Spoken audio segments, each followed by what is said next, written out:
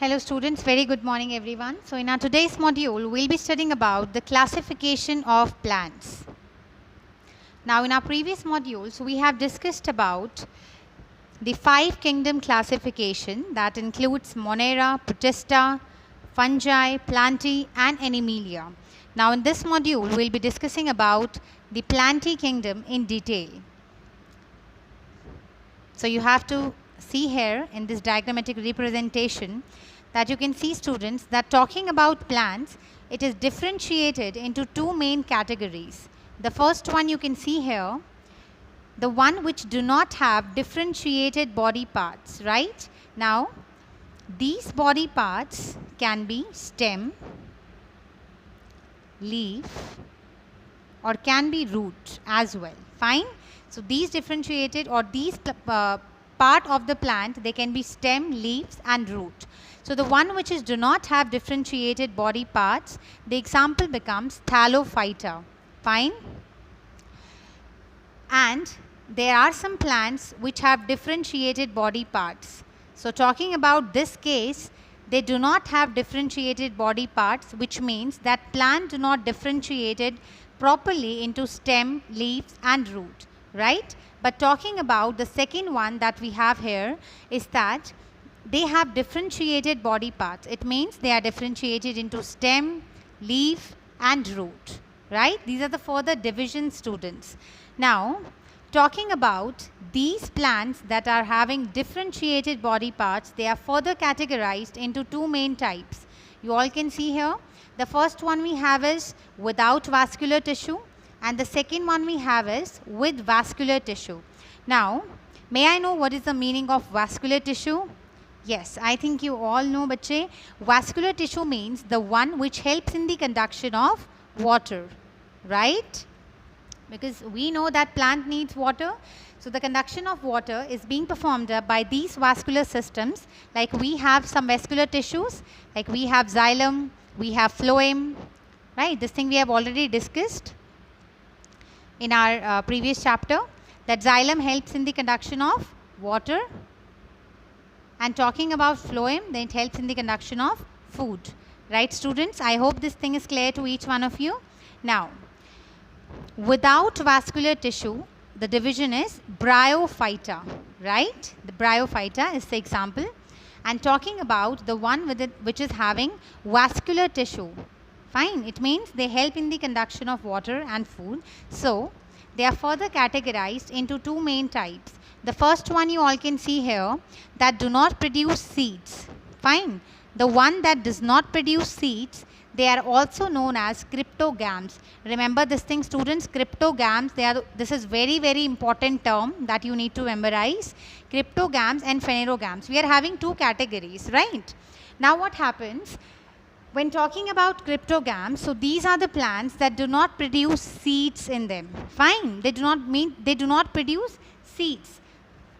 And remember one thing, that in these plants, seed consists of embryo along with stored food, right? So plant which make seeds and have well differentiated reproductive tissues, they are called phanerogams.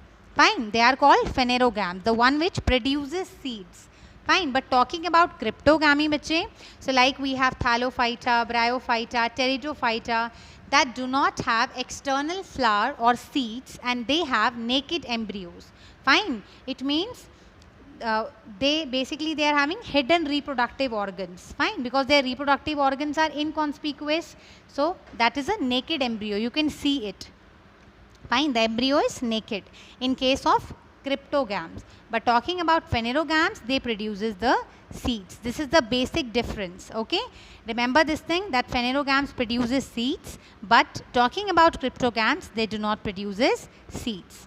Now, bache, what happens? Talking about phanerogams, then we have 2 main important categories, right? The first one you can see here is the gymnosperm. And the second category you can see here is the angiosperm, right? So, there are some plants that bear naked seeds, which means you can see the seeds. So, those plants are gymnosperms. You can see their seeds exactly. But there are some plants that their seeds are enclosed, so you cannot see them, but they produces seeds, right? What are phanerogams, bache? Those which are produces seeds, those which produce seeds. So here gymnosperms also produces seeds and angiosperms also produces seeds. But talking about gymnosperms, they have seeds, but which kind of seeds? Naked seeds, fine, the one which you can see. But talking about angiosperm, they bear covered seeds, fine, so you cannot see them. And what are angiosperms? These are the flowering plants. Now here comes the most important thing, that these angiosperms is further categorized into two main types. The first one you can see here is the monocots, and the second one is dicot. So now we should know that what exactly do we mean by the monocotyledon and dicotyledon. So I will be explaining you here.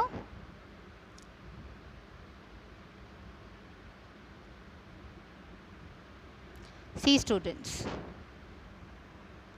talking about monocot,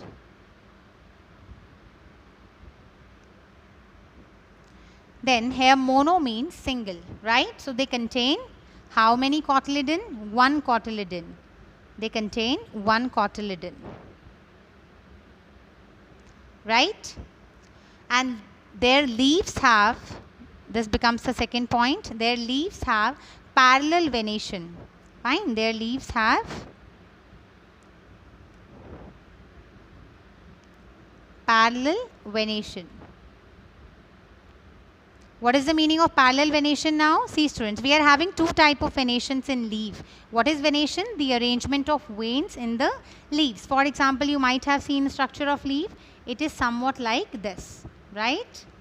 And talking about its internal structure, then it contains small veinlets in it, right? So their arrangement of these veinlets is said to be the venation. And this venation is of two types. The first one we have is the parallel venation, and second one we have is the reticulate venation. So I'll be telling you what exactly do we mean by the parallel venation and what is the meaning of reticulate venation. You might have seen, bache, number of leaves in your day-to-day life, right? So talking about the reticulate venation, and the parallel venation. See, the first one is reticulate, right?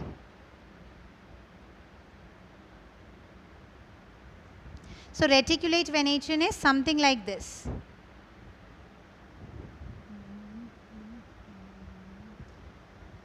Fine, this is the reticulate venation. Or simply you can make it like this. Fine, this is what is the meaning of reticulate venation. But talking about the parallel venation, then let me just tell you here, you might have seen the structure, the banana leaf, right? So what exactly happens? That in banana leaf, you might have seen these kind of veinlets, fine, they are parallel. They are parallel to one another, fine. So this is what the parallel venation is. I hope the venation is clear to each one of you. Now talking about the difference between monocot and dicot, let me just tell you here, we had discussed 2 points now, coming on to the third one. I hope the second point is clear. First one is that they have one cotyledon, right? And talking about the venation in leaf, so they are having parallel venation, fine. And parallel venation is clear to each one of you now. And the most important thing is in monocot that they have fibrous root system. What kind of root system? Fibrous root system. Remember this thing. This is very, very important, bache. Fine. They have fibrous root system. Now this thing you have already studied, I think, in your previous classes, that is 6th class, 7th class, that what exactly the difference between taproot system and fibrous root system, right? So talking about the taproot system, that is the characteristic feature of the dicotyledon that we'll be discussing later on. But here talking about the monocot, then they possess fibrous root system, which means that their roots are something like this. Fine, in the shape of fibrous. And talking about the taproot system, they are like this. You must have seen the radish, fine, they are like this. They are not much scattered. Fine. This is what the fibrous root system and taproot system is. Now, bache, coming on to the dicotyledon. Fine. So, opposite of monocotyledon is your dicotyledon. Very simple. Talking about dicot here. So, here di means two. So, this contains two cotyledon. Fine. This contains two cotyledon. And leaves have reticulate venation. Now, what we have discussed in monocotyledon, that they have parallel venation, right students? But talking about dicotyledons, that always remember one thing, that they have reticulate venation. Fine, they have reticulate venation. I hope this thing is clear. And the last point is, taproot system is present in case of dicot. Fine. And now we all know that what is the meaning of taproot system. So this question is very important. Taproot system. Examiner may ask such type of question in exams. Fine. So I hope this topic is clear to each one of you. So this was all about today's module. Thank you, students. Hello, students. So yesterday we had discussed about plant kingdom. Fine, that is the classification of plants. Now in our today's module we'll be mainly discussing about their groups. So talking about planty kingdom, it is differentiated into Thallophyta, Bryophyta, Pteridophyta, Angiosperms and Gymnosperm. These are the 5 main groups under the planty kingdom. So coming on to the first one that we have is Thallophyta here. You all can see here. So now what happens, students? We all know now, talking about the differentiated body parts, you all know that differentiated body parts are stem, leaf and root. We all have discussed this thing yesterday. Now what happens in Thallophyta? In this group, the plant, they do not have well differentiated body parts. Fine, they do not have well differentiated body parts, which means plant, root, stem, they cannot be differentiated into a proper way. And the most important thing of or characteristics feature that is possessed by the Thallophyta is that the plants, they are called algae here. Remember this thing, this is very, very important. Now, third point comes here, that they are mostly aquatic. Remember this thing, they are not terrestrial, they are mostly aquatic, lives in water. So this point becomes important here. And the examples you all can see here. The first one we have is Spirogyra, then we have Eulothrix, then we have Cladophora and then we have Chara. So all these are green in color because they are all belong to plantae kingdom. Moving on to the second one, bache. So you all can see here we have Bryophyta. Fine. So there are a lot of characteristics features here. We'll be discussing about Bryophyta now. See, the first point you all can see here. In this group, the plant body is differentiated into stem and leaf like structure. Remember this thing, plant body is differentiated, fine, but only in stem and leaf like structure. Remember this thing, they do not have any specialized structure for the conduction of water and other substances. From where? From one part of the plant body to the other. So this thing is very important. You all know what is xylem and what is phloem. Fine. These are the vascular tissue which helps in the conduction of water and food. So remember this thing, in Bryophyta there is no specialized structure as such. Fine. So that the water and other substances can be transported from one plant body to the other. Remember this thing. And the most important thing that comes here is that these plants are called the amphibians of the plant kingdom. So this becomes very, very important point. Why they are known as the amphibians of the plant kingdom? Because they can live in soil, but they are dependent on water for sexual reproduction. So this thing is very, very important, bache. Listen to me very carefully. See, why they are known as amphibious?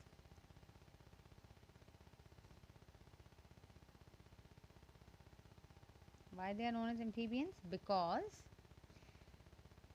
they can live in soil.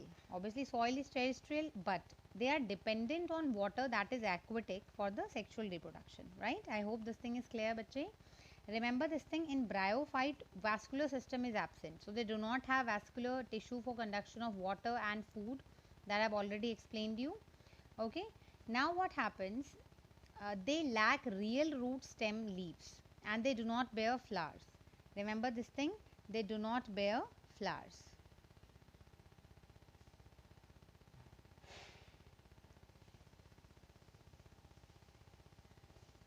They do not bear flowers, right? And the examples here you can see we have Riccia, Marchantia, Funaria, moss. Fine, these are the examples of Bryophyta. Now moving on to the next group that we have is Pteridophyta. These groups are very important, bache. Now talking about Pteridophyta, these are the first land plants. Remember this thing, these are the first land plants. Fine.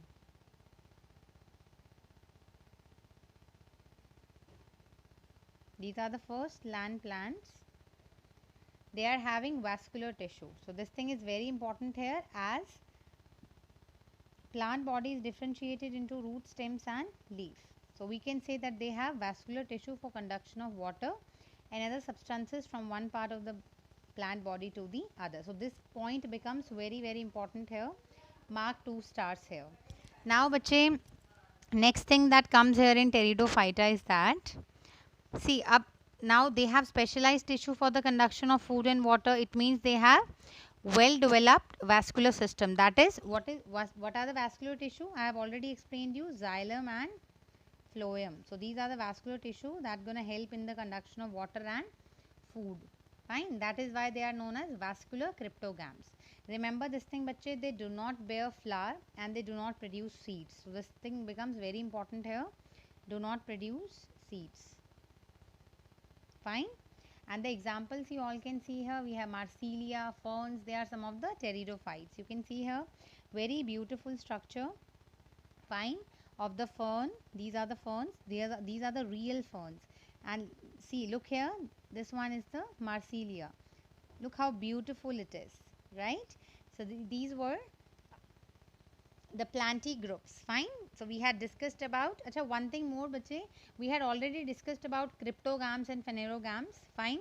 Cryptogams you all know, the Thallophyta, Bryophyte and Pteridophyte, they do not have external flowers or seeds.